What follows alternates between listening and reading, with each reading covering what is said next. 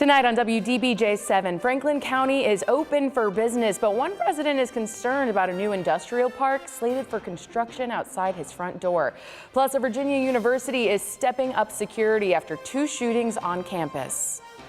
Good evening, everyone. I'm Sarah Maki. Thank you for joining us tonight. Franklin County has a long agricultural history, but residents wonder if their views of the natural land will soon be spoiled. WDBJ7's Bianca Holman has our top story tonight. Now to your hometown forecast. Another warm summer-like night in Roanoke. It was a quiet evening, but unfortunately, this might be the last nice warm night in our forecast. So meteorologist Ian Cassette, I know you say rain's on the way, right? Rain is on the way along. Seeing an update now, Lynchburg police say they have the man who robbed the Family Dollar on Campbell Avenue in custody tonight. Daniel Ray Sunio was arrested without incident today. Police say he entered the store around 9 last night, threatened a clerk with a knife, and demanded money before running off. Sunio is in the Blue Ridge Regional Jail tonight, where he's being held without bond. Right now, very little is still known about the man who police say set off a bomb in Williamsburg last week. 30-year-old Stephen Powers of Gloucester, Virginia, was charged with possessing and using an explosive device and committing an act of terrorism. But it remains unclear what that explosive was made of and why it was planted in the parking lot next to Colonial Williamsburg.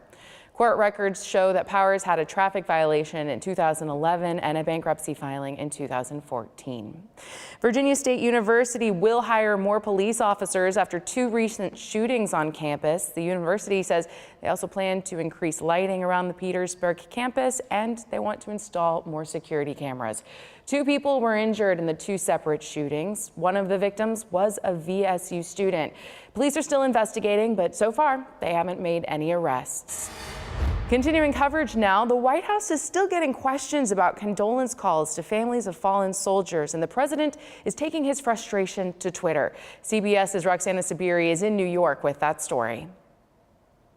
In Virginia, the 42nd annual Marine Corps Marathon kicked off this morning. About 30,000 people ran that 26.2-mile route. It starts and ends in Arlington. For one woman, this race is a tribute to someone very special, her late husband, Marine Corps pilot Jeff Kuss, who flew for the Blue Angels. So she says not only is she running in her late husband's memory, but also she's running for the Wingman Foundation, which is a nonprofit that supports families of aviators after tragedies. Well, the University of Virginia announced a new athletic director today. Carla Williams will replace Craig Littlepage, who's retiring after 16 years. Williams, who was an athletic administrator at Georgia for the past 13 years, will become the first female African-American athletic director at a Power 5 school. Congrats on that. So Williams says that they will be formally introducing her tomorrow at a press conference.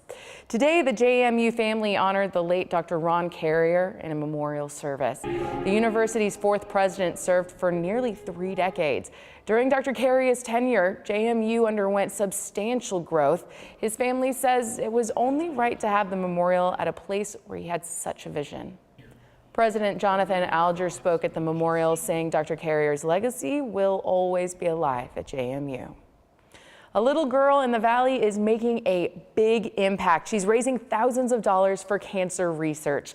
Lexi Rucker was diagnosed with leukemia in 2015. Now she's 2 years in remission. Congrats. But her quest to fight cancer, it's not over. Today, she and her parents are raising money for CureSearch, a UVA childhood cancer research foundation. Together, they have raised $24,000 for the foundation this year alone. So get this. Lexi is nationally the 2nd highest fundraiser, and her team is 4th place overall. All right, even though the TV show The Waltons ended in the 1980s, fans got to relive the series this weekend at the Waltons Hamner House. Walton Mountain Museum's 25th silver anniversary reunion brought back not only some memories of the show, but actually some of the characters. This afternoon, one of the guest stars, Kathleen Quinlan, Tammy Beulah, and Mary Claire Costello, they all sat on the porch of the Earl Hamner House and they answered fans' questions about the show. Cool. The weekend also included a ribbon-cutting ceremony with Johnny Boy himself, Richard Thomas, tours of the Hamner House, and photo opportunities. You're watching your hometown station, WDBJ 7 at 11. Coming up after the break, this actually might be the biggest show on TV. Find out who's doing this year's Super Bowl halftime performance, and hint, this is a three-peat appearance. Plus, big crowds bring big bucks, but just how much money is changing hands at area festivals? The math, it's a little harder than you might expect. Plus, Ian is back in the Elephant